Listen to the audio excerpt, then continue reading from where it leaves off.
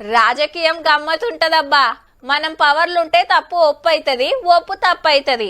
మన పవర్ పోతే right wrong అవుతుంది, రాంగ్ రైట్ అవుతుంది. మంచి జరిగితే మన పుణ్యం, చెడైతే ఇంకోళ్ళ పాపం. గతం మర్చి గజనీలు అవుతారు, పడనోళ్లను పొట్టు పొట్టు తిడతారు. అసలు పబ్లిక్ కు ఏది ఆదుంటది, ఉతగనే మర్చిపోతారు.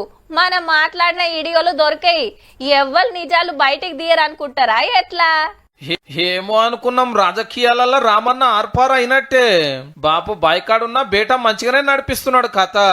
యూరియా దొరకక రైతులకు మస్తు తిప్పలు అవుతున్నది కదా. గా ముచ్చట మీద ఏమన్నాడో ఈనుండ్రి జరా. కేసీఆర్ గారు ఉన్నప్పుడు 10 ఏళ్లు ఎన్నడు ఒక్కరోజు కూడా రైతుకు అవస్థ ఉండదు ఎరువుల కోసం. కాంగ్రెస్ రాగానే ఎందుకు స్టార్ట్ అయింది ఇట్లా సడన్ గా? కేసీఆర్ గారి ముందు చూపుతో ముందుకు పోయినాం కాబట్టే. అగనట బీఆర్ఎస్ వల్ల ఎరువుల తిప్పలే రానియలేదట. ముందు చూపుతోటి ముందే సప్లై చేస్తే ఇక జాలని రైతులే వద్దనేది అన్నట్టే చెప్పబట్టే సారు. రైతులతో మాట్లాడాలి, ఆనాటి పరిస్థితి ఎట్లుండే ఇవాళ ఎట్లా ఉన్నదో వారికి గుర్తు చేయాలి. ఏహే మీ ఊళ్ళతో ఏమైతుంది గానీ అప్పుడు పరిస్థితి ఎట్లుండనో అప్పుడు మాట్లాడిన రైతుల వీడియోలో ఇప్పుడేస్తాము మంచిగానే రామన్న. సైడ్కున్న బొమ్మలు గిని అప్పటియేనే.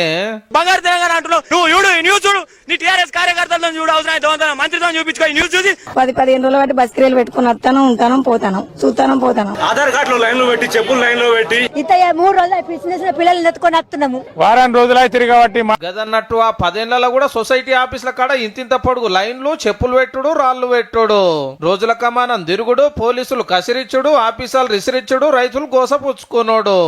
400 మంది రైతుల లైన్లో నిలబడితే ముసలైన చనిపోయిండు. అచ్చమపల్లి గ్రామానికి సంబంధించిన ఎల్లయ్య చనిపోయిండు. దానికి బాధ్యత వాళ్ళు తీసుకోవాలి. లైన్లో నిలబడి యాస్టగొని ఒక రైతన్న గుండెపోటుతోటి కాలం చేస్తే అప్పుడు వ్యవసాయ మంత్రి గారు ఏం పలికిండో కేటీఆర్ సార్ కు యాది లేనట్టు ఉంది. సినిమా హాల్ కాడకు కూడా పోయి నిలబడతాం, టికెట్ తీసుకునే లోపల ఏమైనా ఆపదైతేనంటే సినిమా తప్పు కాదు. యూరియా కోసం రైతు కాలం చేస్తే సినిమా టికెట్లతోటి లంక పెట్టిన మహా గొప్ప ఏలువాడి సారు మనది. గట్ల గోసలు పడుతుంటే సినిమా చూసినట్టు చూసిన వాళ్ళు ఇవాళ మాదే మహా గొప్ప పాలనని గొప్పగా చెప్పుకోవట్టారే. ఇప్పుడన్నా సెంటర్ వాళ్ళకి సీఎం సార్ ఉత్తరాలు రాసిండు, సెంటర్ మంత్రులను కలిసిర్రు, కాంగ్రెస్ ఎంపీలు పార్లమెంట్ బయట లోపల కొట్లాడితే కొంత లోడ్ వస్తుంది. ఏహే గాలని మేం కాల్చుడేందని రాజకీయాల కోసం అప్పట్లో దూరం తిరిగితే నష్టమైంది మన వ్యవసాయదారులకే. ఇవాళ ఎరువులు దొరకపోతే పార్లమెంట్ లో నీ నోరు ఎందుకు తెరుస్తలేవు? ఒక్కటంటే ఒక్కరోజు రాహుల్ గాంధీ గారు మాట్లాడినారా? ఈ ముక్క అడగవలసింది బాపును సారు.